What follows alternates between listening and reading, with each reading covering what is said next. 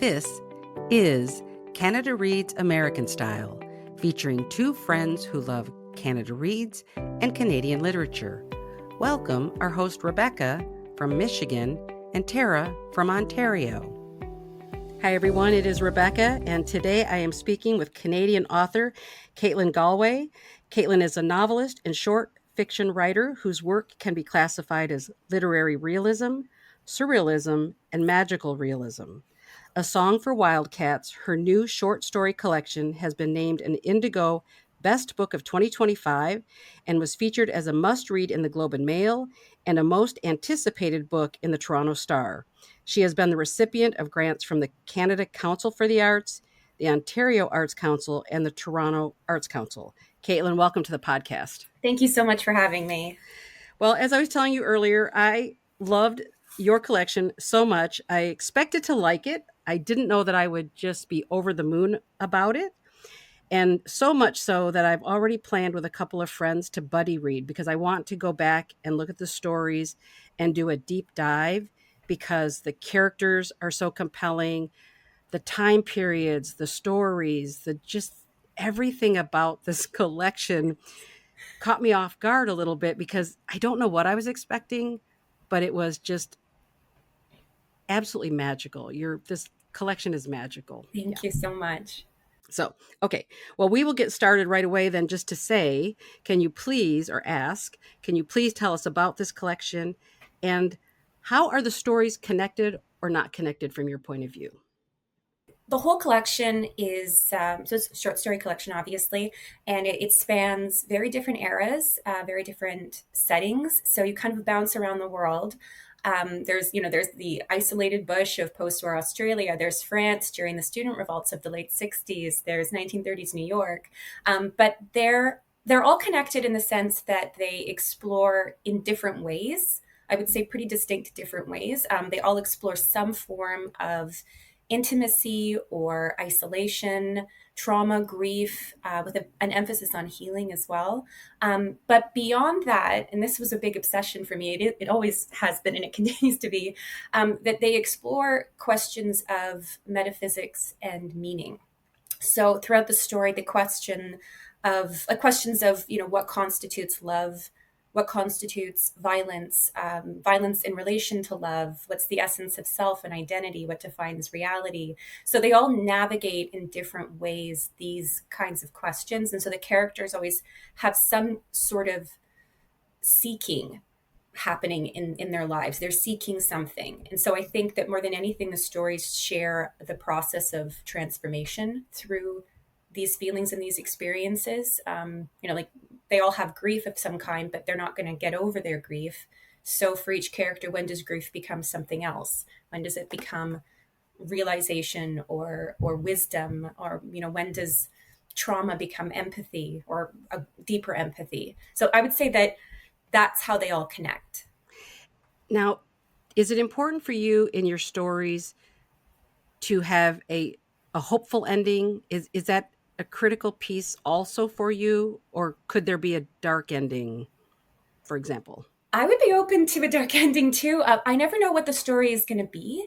It's always something hits me. Something really strikes me sort of out of nowhere, just a little piece. With Heatstroke, it was a feeling. It was a very atmospheric feeling that I couldn't get out of my stomach. I carried it around for a couple of days and I'm like, no, there's something here. So I wrote Heatstroke, for anybody who happens to read it, I wrote that based on that feeling. I was like, how can I get that feeling to pulse through a whole story? With the Lyrebird's Belle, it was a character. The Betsy, Elizabeth character just hit me while I was washing the dishes. I just knew her completely. So I based it completely off of her. So it's just a little tiny piece and then there's a ripple effect. And I just sort of follow where those ripples take me. And they happen to each for each story, they happen to each lead to something somewhat hopeful, some sort of beginning of the process of healing at the end. I think that's just sort of where my head has been at and where it was at when I was writing the collection. Who knows? I mean, what I'm working on right now, I might feel very differently. And it's a novel now, so I'm not going to end it something really dark, but a short story that ends darkly, yeah. I absolutely would be open to that. It would just have to feel right. It would have to be like, no, this is this has got to be the ending. I'm sorry, guys, my characters, but I've got to do it to you. It's so funny because I think if I were a short story writer, I probably would have too many dark endings and people would be like, we're over this. Have a happy ending. Happy Oh, ending. people can love Hopeful. it. People love that. Sometimes it just works. There's a short story collection I just read recently. Oh gosh, now I can't remember the name.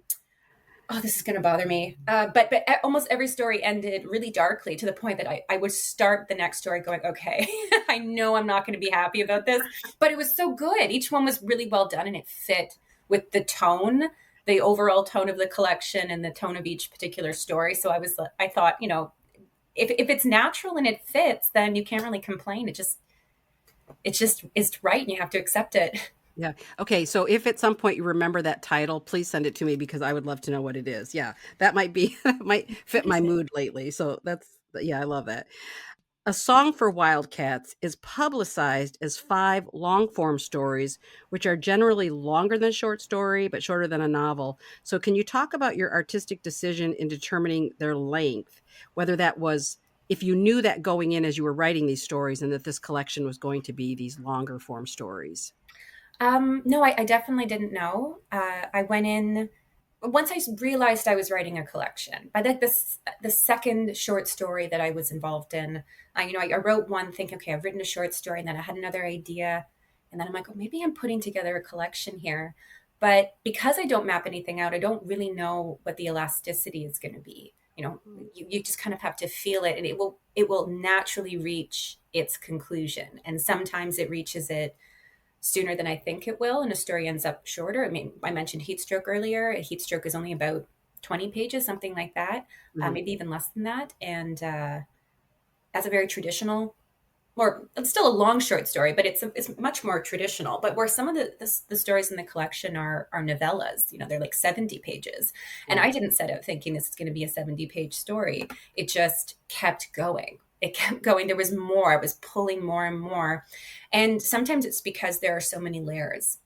I'm a very layered writer. I Mhm. have a million ideas kind of erupt connected. I spoke about this a little while ago with someone, that I think of it as a spider web. And so you have a central idea, but then it just kind of clicks and it keeps clicking, and all these different ideas connect. And I'm obsessed with the connection. All of them have to meaningfully connect. And sometimes that's just going to take a long time. If you're going to do it meaningfully and authentically, it needs the room to grow. It needs that space. And with the Lyrebird spell, there were so many pieces that the story needed to be longer. Otherwise, nothing would have been explored meaningfully and patiently. Yeah. And so it just kept going and going. I was like, all right. In the story A Song for Wildcats, it's funny because when I started to read it, I sort of was telling people I felt like I was leaning into a novel. It felt like a novel as I was reading it, and it was such a different experience because I read a lot of short story collections, and then when I realized how long it was, I just thought, "Oh my gosh." And then felt like it felt like a novel, but because and that's the thing I want to say. It is very layered, but it's also not cumbersome, right? It's so everything fits so beautifully together that it's very seamless. So I get the layered part because it is, and that's why I want to discuss it with other people, discuss these stories. But I tell you, I don't remember reading anybody with this skill to be able to write such a long story, like a longer short story that doesn't feel clunky in any way. It just is so smooth as you're reading it. Like, Thank you. yeah, anyway. Does that make sense what I'm trying to say? Absolutely. But, it totally makes sense. I rely completely on instinct for that. And I'm very grateful for that instinct. That's not even, I can't even really take any credit for it because it's instinct, right? I'm not working for it, but it's a sense of what is right and what isn't right. And I remember writing A Song for Wildcats and knowing like the title story and knowing that I had no interest at all in adding significant detail to the background characters. There's an abusive relationship that's very significant. I had no compulsion to give the abuser any identity beyond this sort of mythical, gloomy background presence that's mentioned here and there. And so I kind of just go with what I feel like. If I am excited to write about something, then I know it will work. If I'm not, then I know to leave it out. And I just go, I trust you. I'm going to follow, I'm going to follow my instincts on this. And I think that's part of it. I've thought about it before.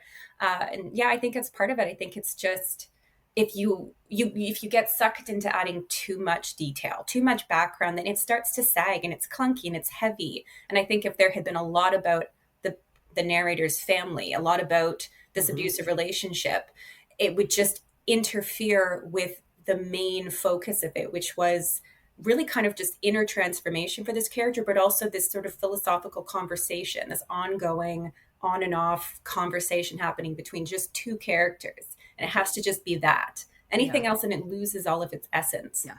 That one, I thought that story was absolutely brilliant. Yeah. Thank you. Yeah. Which we'll talk about in a little bit here. But did you specifically write 5 stories for this collection, or were there other stories that didn't make the cut? And when you're putting together a collection, is it obvious when a story maybe doesn't fit? Is it hard to go, oh, I want to put this one in, but I want to not put this one in, or a struggle at all? Well, for this one, I didn't have an idea in my head of what it would be because I didn't know what the word count would be or the length of each story would be. And when you're thinking about, you don't want to think about how is this going to get published? How am I going to sell this? How am I going to pitch that? You don't want to obsess over that while you're writing because it's very stressful, especially since short story collections are so difficult to sell to anybody. So as I was writing, I only kept in mind that there is a certain word count or page count that you at least need to hit. I knew it needed to be probably at least a little bit more than 200 pages. So once you've written a handful of stories and you see, okay, I'm getting close to that mark and I'm working on the last story and it's already 20 pages and it's not even halfway done or something like that, you're like, okay, well, I know that this is the last one to fit. If a number of them had been significantly shorter, and I had only hit 180 pages, I would have known, okay, we've got to put another story in there. We've got to find another idea for this. But it just sort of worked out. I didn't plan it beforehand, but by probably the second to last story, I knew that those were the 5. And I definitely did not scrap any story. For me to even get invested in a story, I have to be obsessed with it. It has to feel like I have been just violently shoved down a rabbit hole. And I'm just living in that rabbit hole for 8 months, a year or longer, something like that. And I become, to achieve that level of obsessiveness, you have to be committed to that story. And so that story is going to be in there. And if I don't feel that way, then I don't even bother. I'll maybe give it a couple of weeks, but if I'm not feeling obsessed with it, then it's like, that's not the thing. That's not the right idea. Have you ever had that where you've set a story aside and maybe come back to it later and then could make it work the way you wanted to? Or are you, when you're done, you're done? Kind of. There was one time I made the very poor decision of making concrete decisions instead of listening to my instinct, because I was very young and I kept having these really big meetings with these really big people in the industry who just kept saying wonderful things about my writing, but then having these conversations about how nothing can sell, she's not going to sell, this isn't going to sell, it's not marketable, it's not commercial. And I decided, well, what if I'm being a little entitled here? And I'm going, well, I'm fresh in this industry and I have my voice and my art and I am entitled to immediate success. And what if I actually need to put out something that maybe compromises a little bit, that pays attention to commercial structure and tones down the experimentation a little bit? What if I do that? So I decided I would do that, thinking that maybe that was the correct decision to make, and that I before had just been like banging on a wall hoping it would turn into a door. And I spent a year and a half writing a novel, and immediately, just as soon as I was done, I knew it was thin and not me, and I put it in a drawer and I was done with it. And then I started writing this collection. So I dedicated a year and a half to something that never really went anywhere in my mind. But there were 2 characters I really loved in it. They were the only part of the story that really felt like me. And they stayed in my head, and they are Alfie and Felix from A Song for Wildcats. I saved them from the wreckage. I love that. And that helped the story a lot, because I had already spent a year and a half thinking of them, but they were secondary characters in that story. But they were the only ones I liked, and because they stayed in my head. By the time I started writing a song for Wildcats, I knew these two young men so well, and I thought this is going to be easy because I can write a conversation between the two of them. I've known them for several years now. Yeah. Okay. Well, then I just have to say that was my favorite story of the collection. I mean, I love them all. Honestly, I love them all. But there was something about those two characters. And I even thought when I was reading it, even though it's set in the 60s, and I'll be honest, I didn't know anything about the French student riots. I didn't know anything about that. So I had to look it up. But I felt like they felt like really 1930s characters to me. It's weird. It felt very like Great Gatsby kind of, these two Ooh. characters. And I don't know why, because I'll be honest, I've never read Great Gatsby. I just know what everybody says about it. Yeah, they're in the But that's culture. Everyone knows yeah, them. yeah. That's how they felt to me, and I had to keep bringing myself back into the 60s and going like, okay, it wasn't 1930s. It's a different time, but it had this. I love classic, like the 1930s to me were kind of a really fascinating time period. So I don't know, maybe I went into it and just loved them so much. I put them in the 30s. I don't really know, but I love those two characters. I've been told that my stories often seem a little bit out of time. They exist a little bit out of time because the characters exist a little bit outside of their time. And Yeah. I've had a lot of people who joke about how I exist a little bit out of my time. So I think actually that makes perfect sense. All right. I love that. I'm glad I felt that and you were putting out that vibe. That's awesome. Okay. Is it hard? Now, this might be a silly question, but I'm just so fascinated by how writers do their craft. So, is it harder to edit a novel or a short story that has to fit into a collection, or is it completely the same thing and I'm just overthinking it? I think it really depends on the writer. I know for me, the editing process of a novel, my first book was a novel. My second book's short story collection. Didn't really notice too much of a difference in the editing process. But that is, I think, partly because my obsessions just intuitively kept popping up, or I kept intuitively putting them in the story. So entering a story, I knew that my obsessions were going to continue to find their way into the story very naturally. For someone who has written a short story collection where there maybe are a lot more stories, or especially if the stories don't thematically connect in a clear enough way, that can be really challenging, I think. And it's not that a collection necessarily has to be thematically cohesive. If you are Hmm. a big name, you can probably, like Margaret Atwood can put whatever she wants out into the market. People will buy Yeah. it. But for writers who aren't that famous, publishers often do want to be able to give an elevator pitch. They want to say it's a short story collection that, even if the stories are very different, my stories are very different, but you can make an elevator pitch about explorations of this and this and this. And that happens naturally. But if you've written a short story collection that doesn't have that as clearly, having to go back and redo a story that maybe even felt done and weave in, sorry, my Alan, come on, honey. It's being We have kitties in the background, which I love. sweetheart. Sweetheart, I'm just doing something. But yeah, if you have to go back and weave in themes and ideas, or pull to the forefront themes and ideas that maybe are there a little bit, but not there strongly, that can be challenging because you don't want it to feel forced. And I recently edited a short story collection that I thought was fabulous, a fabulous writer. But that was the one thing that I said, was that I think if you're going to pitch this, you have to pull themes to the forefront, at least to a certain degree, so that all of these stories can fit some sort of thematic cohesion. Hmm. And I felt bad saying that, because at the same time you want to go, well, if the story feels done, I don't want to tell you go back and force something into it, like shoehorn an idea. I think that process would be really quite challenging. With the novel, you're working with the same ideas. Hmm. You're stretching them and you're expanding on them, but it's going to be that those threads are going to continue throughout the whole work. So I imagine that makes it easier for some people. And since you mentioned your novel, can you just talk a little bit about your novel if you can? So, Oh because yeah, I really am interested in reading it. So, well, yeah. thank you. I Yeah, it's the Lyrebird Spell novel. I'm turning that into a novel. So the Lyrebird Spell, even though it's the longest story in the collection, I'm not done with those girls. I still feel more, like more needs to be said. So the Lyrebird Spell is actually part one, and I'm going to do part two and part three, and I'm calling it my philosophical Bildungsroman in three parts. And it's just a little bit in the future. It's Elizabeth in Battersea, London, all by herself, and it still plays with some of the same ideas, but I wanted to sort of explore different philosophical branches. So there's a lot of essentialism in the first part. You don't have to know anything about philosophy at all to understand the story. I really wanted that to be like, that was important to me for the story to stand on its own.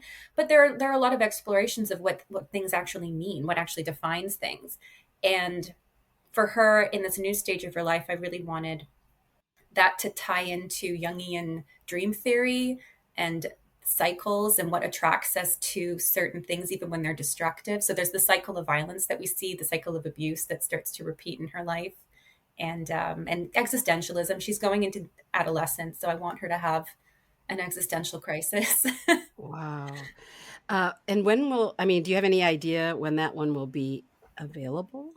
Well, I think it will be fully written within a year. And then it's just a matter of convincing a publisher to put my weird, strange book out into the world. So hopefully that works out. That's fascinating. Yeah, I'm looking forward to that because Thank you so much. Yeah, that was a great story to end on because I felt like that one, again, very layered. There was so much that we don't know, but that you're kind of assuming, but I'm just glad there's more to that story. I'm glad we're going to get more. That's awesome. I really love hearing that. Now, can you also mention, because you have a novel that you published first, correct? Yes. Can you talk about that one too as well? Oh gosh, yeah. So it came out in 2019. So I'm not gonna pitch it very well because it was quite a while ago. But it's set in early 1950s in New Orleans, and at the very beginning of the story, we learn that a member of someone's family. There are three girls and two relatively self-involved parents, and one of the girls disappears. And so it's sort of like a what happened to this girl's story, but it's more about the narrator, who's I think she's 13, Bonnie, her grappling with what actually defines violence and what defines grief, and then grappling with her grief and her sister's grief. And it shows different people's responses to grief and families, how families respond to grief. You have one family who's experiencing grief of their own, and it pulls them together. And then you have her family, and everyone's experiencing grief, and it pulls them apart. Yeah. And so it's sort of exploring that idea, like like I remember describing it once, oh gosh, years ago, as a family coming to terms with having lost itself, and the two sisters remaining losing each other, and losing each other in the process of finding one of them, and then having to ultimately find each other again. Yeah. Which is to me the main part of the story, is the other two sisters.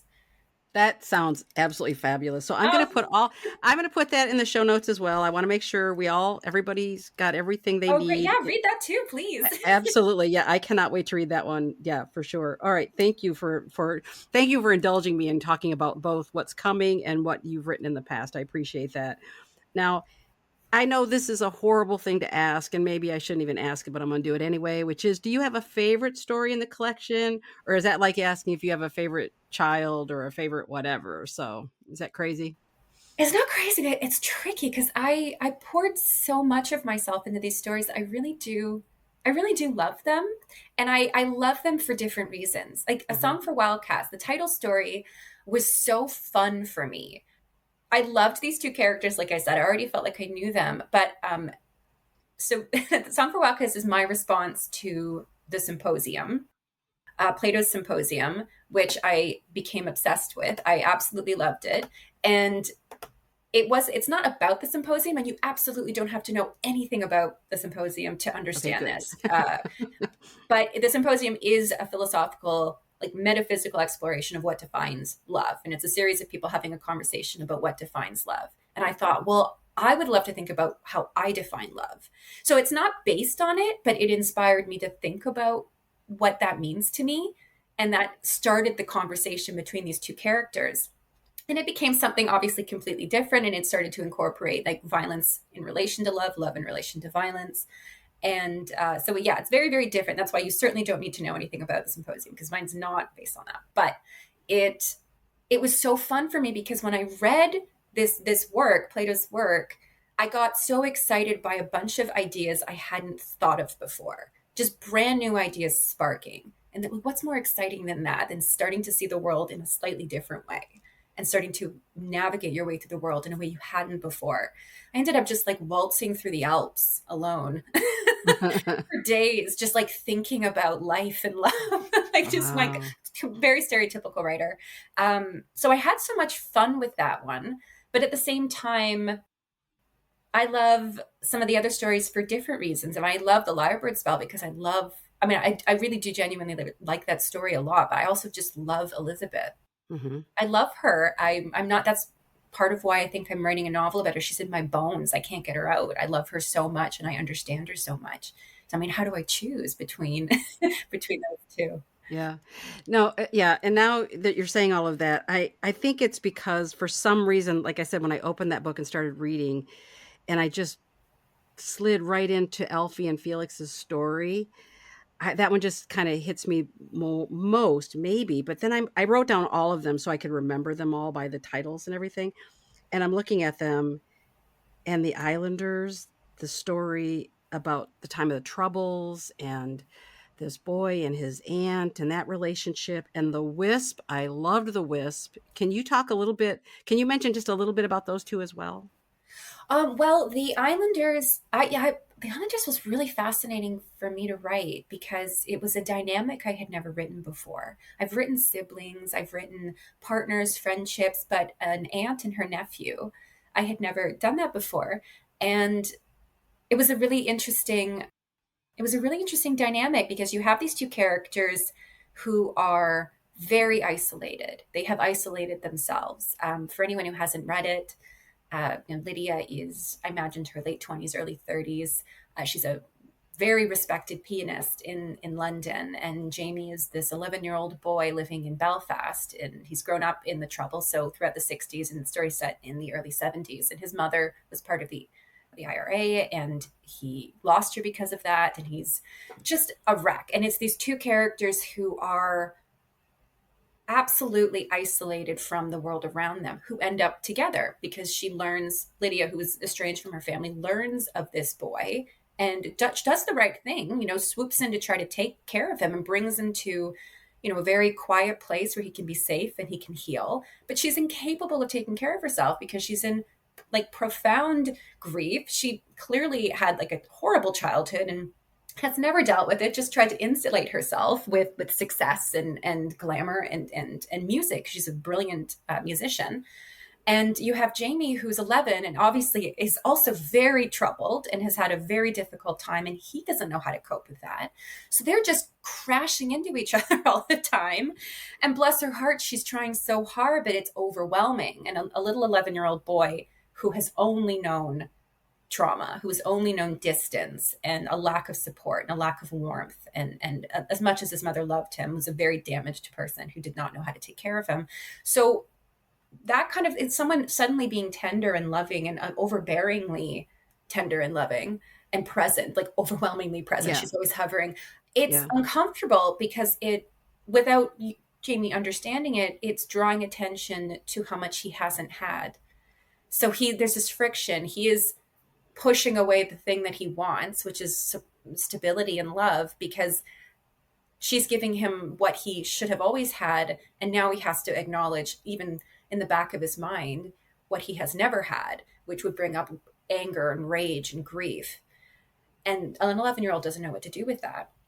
So it's those two characters, but then you have these like meddling mythological characters, and I wanted to keep it really grounded, so they don't come in a really grandiose way. They're just two girls on a beach, and then there are two men in an apartment, and it's just, it sounds and it's flickers when he looks into fire, and it's just like the unreal world just inching into the real world and blending it until he ends up in this very strange sort of place out of time, the other world, and has to make a decision about the type of man he wants to grow up to be. Someone Yeah. who takes all of that pain and uses it to be a gentler person, or uses it to be a sharper person, a dangerous person. Yeah. Yeah. Yeah. Okay. That was a beautiful description of that one. And then with the Wisp, can you just talk a little bit about the setting? Because I love that you had it set in New England and in New York. Can you talk just a little bit about the Wisp? Well, yeah, the Wisp was the first story in the collection, the first one that was done. So I wrote it a long time ago. I went back and tried to make sure before it was published that that I was still really happy with it. I wrote it in 2018, 2019. So it was a long time ago. And I remember just sort of being, yeah, really like happy with it. You know, you're Yeah. like, oh, am I still going to like this? I was really happy with it because I loved the setting. I loved Hmm. the strangeness. I love that Sleepy Hollow is a real place. Some people Hmm. they don't know that. Yeah. It's so cool. Sleepy Hollow's real, and they lean into the Sleepy Hollow mythology, which is just excellent. Yeah. Yeah. Definitely. Yeah, it's very eerie and very strange. And I wanted I just remember wanting to write a story that could be read in several different ways, and you could follow several different threads to find different interpretations, but Hmm. that needed to be really intricately done because otherwise it becomes confusing and jumbled. So there are a lot of moving pieces in that one, but it's not as grand as the Lyrebird spell. Doesn't It's not, I mean, Lyrebird spell is still a quiet, very quiet story. Hmm. They're all pretty quiet, but I think they're all full of friction too. And so this Yeah. story is this woman has all of this friction with her past and with her own mind. You know, am I mad? Am I losing it? And I wanted to play with the idea of not really being able to make sense of the world around you, but kind of coming to terms with the fact that that is okay. You don't Yeah. have to. So Tessa ultimately is like, all right, doesn't make sense. You can't grab hold of logic in the face of grief. It's just not possible, and she struggles with that. She's always trying to be put together, stitched together, seamless. You know, everything is going well, everything is fine, and ultimately just has to accept that. You can't pin grief down and make sense Yeah. of it. And with you describing all of the stories, I that's why I really want to tell people this is the quintessential buddy read book. You will, because it's so layered and it gives you so much to think about. Every character, every story, and like you said, they're quiet stories, but there's so much depth. And so I just want to encourage people, definitely do a buddy read, because I feel like, or if you have a book club or something, read this book because there would be so much to discuss. So that's just my big, big, big pitch there. Now, are there any authors or artists who inspire your writing?